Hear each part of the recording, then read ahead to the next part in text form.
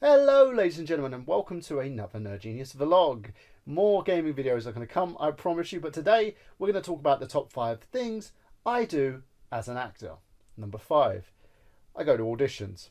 Part of being an actor is you have to basically go to auditions. You have to audition via self-tape, or you need to publicly go to an audition and audition for the roles you want to play.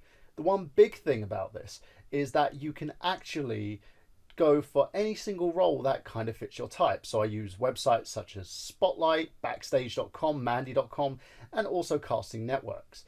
They are easy to use little systems that can be used by your agent and also by yourself as an actor, of course, and can help you get the jobs that you're looking for. So far, I've had a pretty stellar 2018, and I'm looking to have a bigger 2019, so here's hoping. When you attend these auditions, you are faced with other actors in different criteria. So, of course, if they're looking for someone, say, who looks like a balding man in his late 30s and basically is in okay shape, then I might get the role. Sometimes it could be the way that you're dressed that gets you the role. Sometimes it's your appearance itself. They may want stubby individuals. They may not want stubby individuals. They may want people who look like various ethnicities. Sometimes they can even look at a person and go, well, I think that guy looks great, but I want to see him in a different shirt. Or I want someone like him in a different shirt. Sometimes it could be the way that you're spoken to or the way that you speak. Anything that you do in the audition can either get you the audition itself or make you lose it. I've seen actors who've basically messed up in their audition claim the roles that they needed because they had something that a casting director was looking for. Others, not so much. Have I gotten a lot of auditions? Yes, I have. Have I managed to win them all? Not so much. And the worst thing about it is, 9 times out of 10, you don't get feedback. So you don't know exactly what you're doing wrong. Number 4, I go to a lot of casting and network events. I'm a person who has social anxiety. Social anxiety is when you get anxiety over being in public places with people. It sets you off. You start with like heavy convulsions, heavy breathing. Sometimes you get really upset. Other times you may just feel really low energy and depressed. There's ways around it. You can get medication for it, but in my way of dealing with it, it's usually a lot of sleep. So when I go into these situations and attend certain casting and networking events, I have to literally have maybe a day or so to myself just to rest. It's annoying, and it's something that I have to deal with. So going to these networking events means that I can basically talk to people. Certain casting directors might be there, certain directors might be there, other actors might be there. Just a way to kind of talk to them, introduce yourself, and hopefully leave an impact on people so that you can acquire the roles that you need. A lot of being an actor as PR, it's basically, if you're a big time actor, it's getting your name out in the papers, making sure people are talking about you, getting yourself out there photographed with your family, basically making the appearance of being very social around people. You also go to like conventions and signings and autograph stuff. It's a very daunting task if you are in the business. And there are a lot of people who want to be left alone and some who are very successful at it. There are some actors who've made big names for themselves and who have never once gone to a social event because, well, they don't want to be there. But that's very few and far in between, so it's something that you have to do. Number 3, I go to acting classes.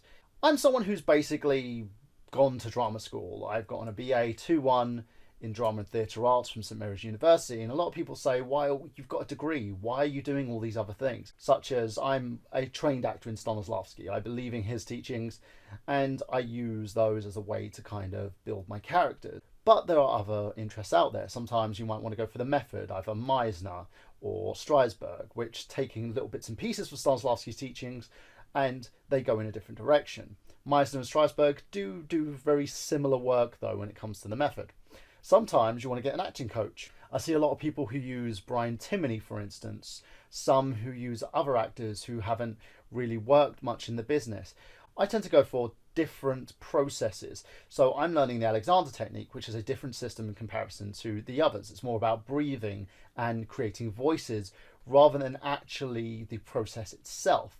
And I'm combining what I've learned with these new techniques in order to make myself better. Some actors just attend acting classes just so they can act, so they can actually make sure that they keep going. Because like riding a bike or anything else that you do, you have to keep that muscle memory going. So you've got to keep training and training and training and training and just doing something in order to allow you to keep doing what you love. Number 2, acting wasn't really my passion. There's a story that I always tell people when it comes to myself as how I got into acting. I kind of fell into it.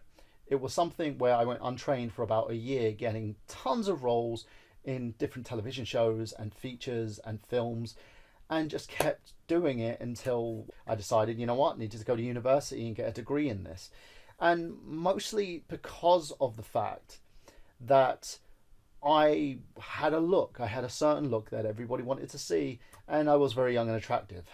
Where did that go? Now, I still have a rather featured look, but I'm also swimming in a sea of sharks. There are tons of people out there who basically have a very similar look to mine, so if there's one thing that I don't have that someone else has, they'll go with the other guy. It's just the way it is sometimes. But this all stems from me becoming a professional wrestler. As a kid, I was infatuated with wrestling from the times of Hulk Hogan all the way to the Attitude Era, that I learned every single thing about it. And it was something that I wanted to do. I was trained by the great Alex Shane, of course, and he instilled some techniques and trainings and stuff. But the one thing I would always pick up were the promo skills. I had stage presence, I had something. And I remember him pointing to me and says, "You've got something about you that I think will make you big." So I went out and I kept doing it and I kept cultivating it, and then eventually I got injured to the point where I couldn't wrestle anymore. So because I had an ankle injury, I had to basically rethink my life and rethink what I was going to do. Tried the 9 to 5 thing, and then eventually got invited to an audition. And the rest was history, really. Number 1, it got me through some hard times. Acting is something that I've used along with my YouTube to basically get me through some hard times. Well, I had a huge breakup in 2016 that I tried my best to kind of cope with and get out of. I was very suicidal at the time as well, to the point when almost succeeded in taking my own life. And being an actor was one of the things that got me out of that funk. Started creating YouTube videos, comedy skits, and then started going through and doing acting jobs again. I have to credit a great director by the name of James Webber, who got me my first acting gig in 2017. Him and Lydia Kay, of course, who basically put the announcement out there. I did a music video with him and the rest was history. I got back into it, started doing more roles again and just working on being the best actor that I could be. And quite frankly, I have to thank everybody around me that kind of pushed me back into that direction, because I knew I was going down a slippery slope and I needed somebody to pull me back, and this is exactly what did. Now, for all those who want to go into the field of acting, the one thing I will say is you can't get by on looks alone. You need those simple things. You need to learn your fundamentals, of course, whether it's the method, whether you want to go with the Stanislavski system, whether you want to go with something else. You know, Nicolas Cage, I found out recently, actually use a Japanese variation of acting called kabuki. It allows him to play big and bold characters the way that he does. He misses a lot, but he also has some major hits using that technique, so it works for him. You also have to have something as well called stage presence. Presence is something that can't be taught. It's something that's there. You know, you walk into a room and everybody migrates to you. You talk to people and everyone thinks how amazing you are and how bubbly you are, and you attract certain people around you. It's a great thing because it allows your audience to engage with you, understand you, and work with you. So you know that there's something there that draws them to you. It's something that professional wrestlers have, stand-up comedians have, actors have, musicians have. And of course, YouTubers have it as well, because the people who have millions of subscribers on their channels are people that drive their audience. They engage. PewDiePie, Markiplier, most of these guys, even the game theorist has it.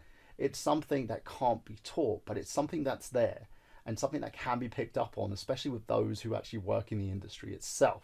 So for those, if you can't afford a university, I would say attend acting classes. See if you can see something at a local college. City Lit, for example, does some amazing courses if you're in London. There are acting teachers out there, but it's also one of those industries where a lot of people get taken advantage of. You'll need stuff like headshots, so you may have photographers charging you a premium but not knowing what they're doing. You have acting coaches out there who have never ever banked a job in their life, teaching people how to work in the TV and film industry, or how to work in music videos, or how to do commercials when they've never booked a job. And these people usually are fraudsters. And the one thing that you will have to be prepared for is to starve. in any profession that is creative, if you want to get somewhere, you're gonna have to basically be a starving artist. It's annoying, it hurts, I know. A lot of people take part-time jobs to kind of help them pay the way. I dedicate myself to it full-time. So what I do is I just add a savings and just keep pouring as many of my funds from acting jobs as I can to set aside and keep me going while I still can. And it's a big thing.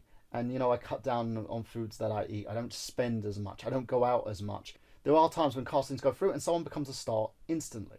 There are these big casting events that happen and people get chosen. Stories like Daisy Ridley. Also, you're looking at Daniel Radcliffe and Harry Potter.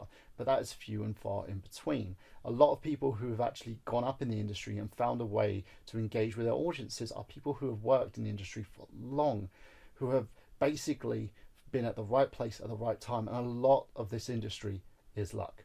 So you're probably wondering why I still do this. Why, if I haven't had great success in the last 15 years of doing this, why do I still do it? It's because I love it. It's something that engages with me and it's something I'm passionate about.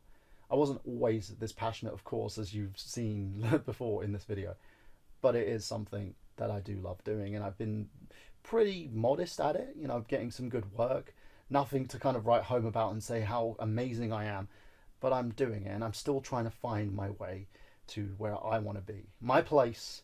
I want to move to LA and I want to try and see if I can cultivate my craft over there and become something bigger than I am here. But who knows? Who knows what's going to happen in the future? I may not be doing this 5 to 10 years from now, but at least I'm giving it a shot and I'm giving it a chance. And at the age of 37, you never know. So there's a lot of actors out there who found success in their 50s, in their 40s. So you won't know if this happens or if this doesn't. Again, right place, right time, and you need a lot of luck. So that's it from me, guys, and I hope you enjoy this video. I know it's been a while, and you guys have probably been wondering where I've been in the last few weeks. The whole thing I can say is anxiety.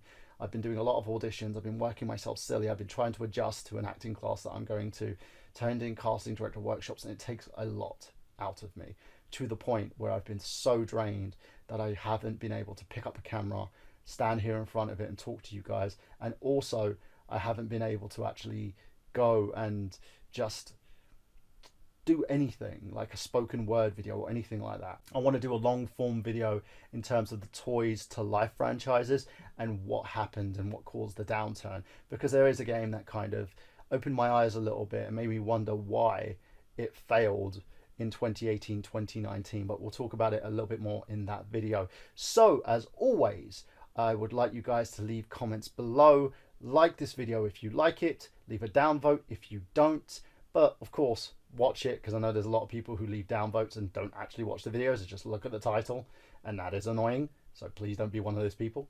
And for all those new subscribers who've just subscribed to my channel, thank you for subscribing. Make sure you tell your friends, and if you want to ask any more questions about acting, about this industry, and you need any more information, just leave a comment below, or you can hit me up on my personal Twitter page, twitter.com/Michael Burhan Actor, Instagram.com/Michael Burhan Actor, and of course Facebook.com/Michael Burhan Actor. That's it from me, guys, and as always, this is Michael Burhan letting you know that I've got gameplay. Have you?